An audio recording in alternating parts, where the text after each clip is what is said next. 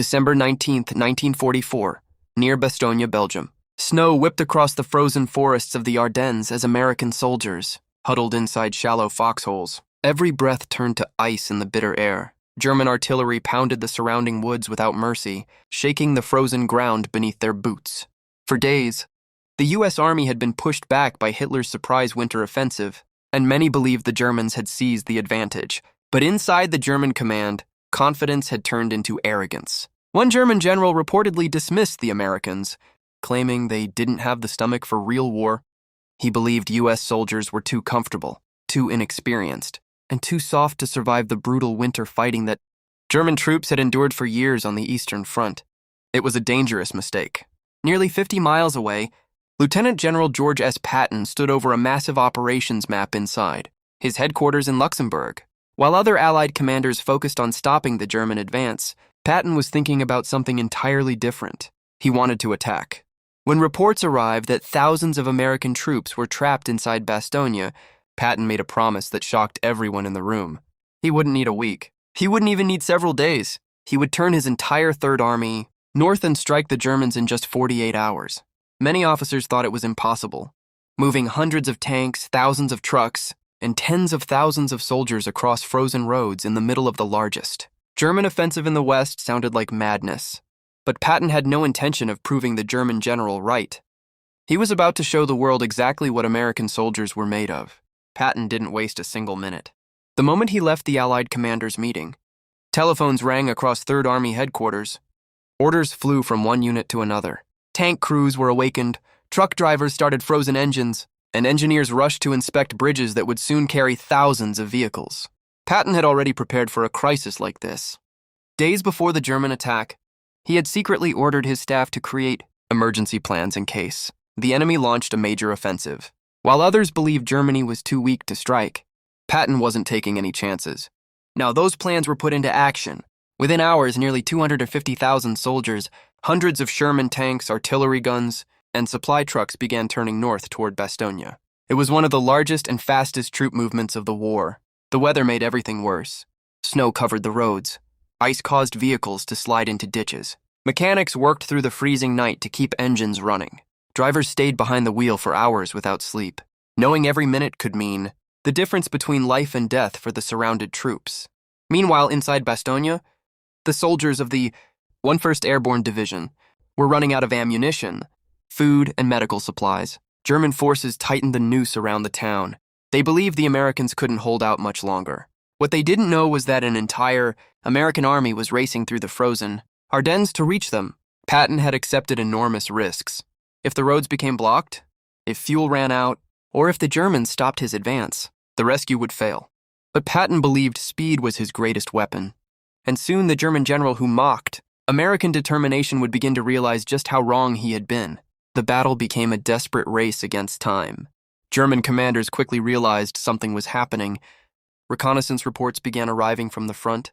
American armored columns had been spotted moving through the snow.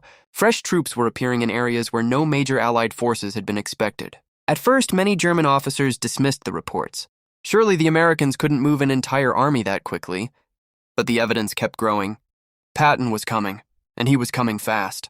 South of Bastogne, American tanks and infantry soon slammed into German defensive positions. Hidden anti-tank guns opened fire from tree lines. Sherman tanks returned fire with thunderous blasts that echoed through the frozen forests. Infantrymen advanced through knee-deep snow, while machine gun bullets snapped through the air around them. Every mile was earned with blood, yet the Americans refused to stop. Drivers pushed their vehicles through icy roads day and night. Engineers repaired damaged bridges under enemy fire. Artillery crews dragged heavy guns through the mud and snow to support the advance. The Germans had expected exhausted soldiers. Instead, they faced an army determined to break through at any cost. Then on December 23rd, the weather finally cleared. For days, thick clouds had grounded Allied aircraft. Now the skies opened. Almost immediately, transport planes appeared over Bastogne. Hundreds of supply bundles floated down beneath parachutes, bringing food, ammunition, medicine, and winter clothing to the trapped defenders. For the soldiers inside the town, it was a lifeline. But supplies alone wouldn't save Bastogne. Only Patton's army could do that. As Christmas approached, The fighting grew even more intense. German commanders threw more troops into the battle, desperate to stop the American advance before it reached the town. What happened next would become one of the most famous moments of the entire Battle of the Bulge.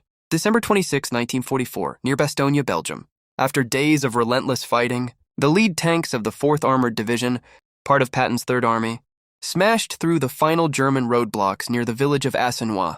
German artillery fired desperately as American tanks rolled forward. Then, just before sunset, it happened.